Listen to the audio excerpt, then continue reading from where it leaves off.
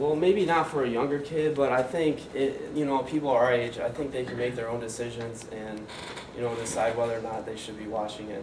But definitely not for a little. I mean, it should be limited by the parent or whoever's allowing them to watch TV.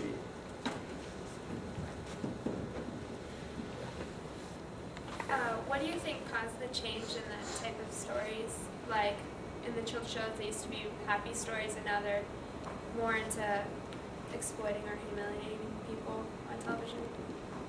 I think it's just how our society has changed. I think, especially like back in like the 1950s and stuff, they weren't allowed to put a lot of stuff on TV, whereas now there's less limits on what can actually be shown on television. And also it's reflecting real life situations, because when you go to school, like in elementary school, you're not just going around and everyone's like playing together. There are like different peer groups, and there are like situations that kids would encounter. So I think it's just making it more realistic for children. Anyone else?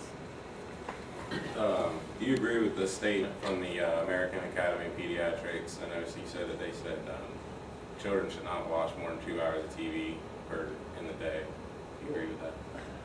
I think The study showed in kids that were younger, like 3 years and below, watching more than 2 hours a day would affect their development in other areas of their life and other things that they need to do. Once you're a developed person around 13, like 14, 15 years old, when you've developed most of your cognitive skills that you're going to need for the rest of your life, the 2 hours a day won't affect you as much, as long as you're a developed person by then.